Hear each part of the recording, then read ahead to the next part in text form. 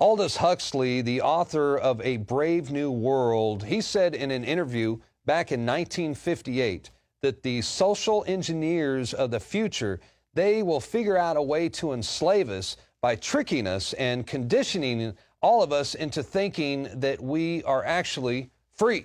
This was also well thought out and researched by the father of propaganda, Edward Bernays, who in his 1928 book, Propaganda, Bernays wrote, "If we understand the mechanisms and motives of the group mind, it is now possible to control and regiment the masses according to our will without them knowing it."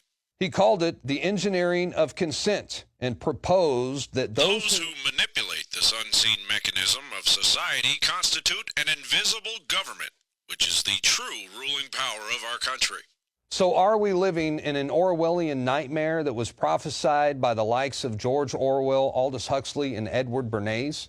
Well, I did some research and I put together some video clips that shows how the globalist mind control has been present in our everyday lives, our entire lives, because the future is now.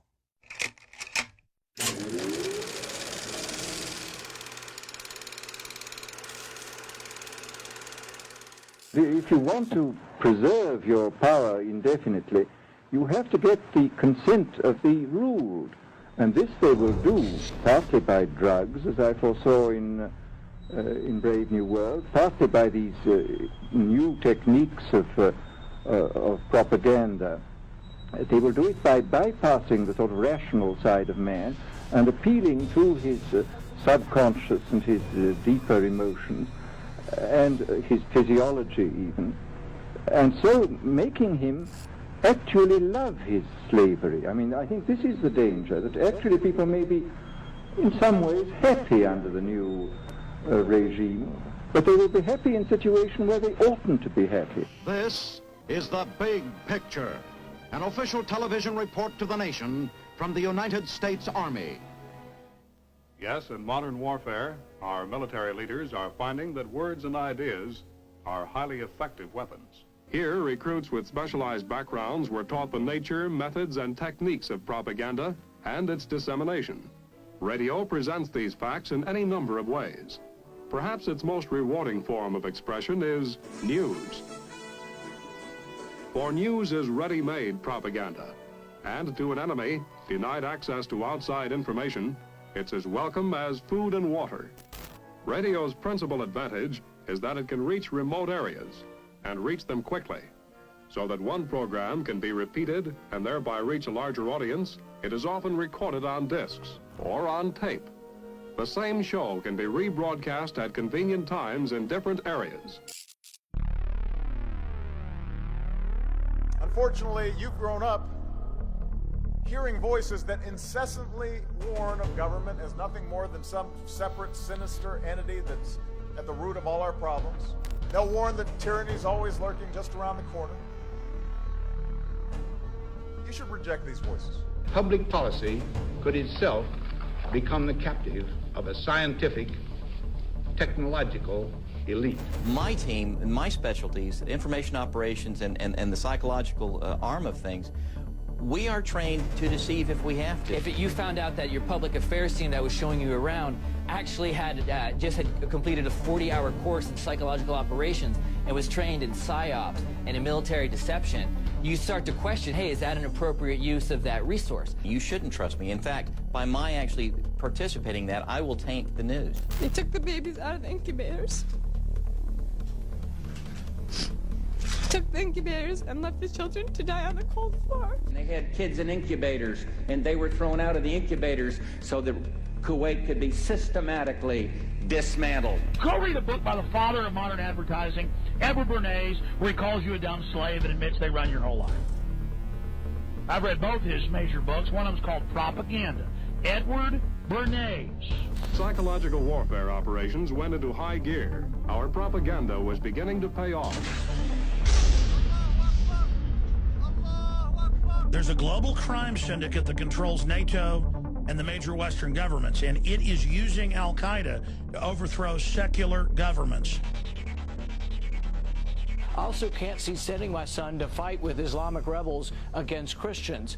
I also can't see my son going to fight on the same side as Al-Qaeda. The people we are fighting today, we funded 20 years ago. It was almost as if it were a planned implosion. It just pancaked. Well, pancaking almost like a precision implosion.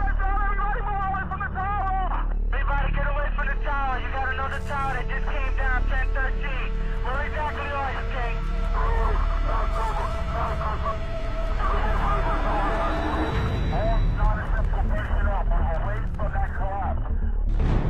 Millions of people are sick and tired of the endless wars, the poverty that is coming, the attacks of our civil liberties. I don't believe in conspiracy theories. Conspiracies, yes. If I believe it, there's nothing theory about it. You take the blue pill, the story ends. You wake up in your bed and believe whatever you want to believe.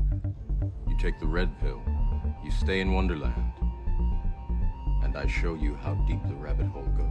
Meantime, there are questions multiplying today about the mysterious death of award-winning journalist Michael Hastings. We are also requesting that your team of advisors include a senior officer who is thoroughly experienced in psychological operations.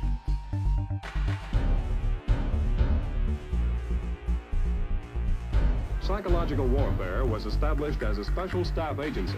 This move had far-reaching results. You consider yourself a Marxist? Well, I would very definitely say that I am a Marxist. That is correct. This American citizen, Obama, depends on your next decision.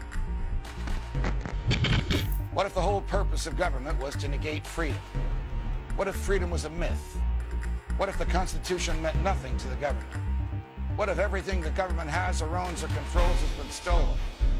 It's what we're doing here, and let's not kid about it. We're building a domestic army, and we're shrinking the military because the government is afraid of its own citizens. This is what we have to look forward to all over the place. Look how quick, within a matter of days, they were able to go into a martial law status here in Ferguson. They had this entire bridge, this road blocked off. You on the parking lot. This is the St. Louis County Police Department. Disperse now. They're coming to flank. Joe Biggs got shot with a rubber bullet. Now I'm running down the street. Man, quit shooting at me!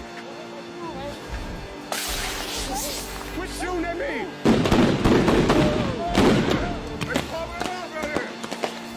I'm here to warn people. You keep telling me to shut up. This isn't a game.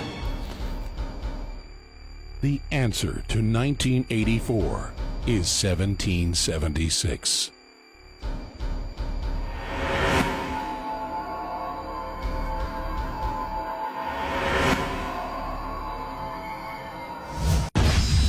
This is a protest, and this is a riot. If you can't tell the difference, then you are part of the problem.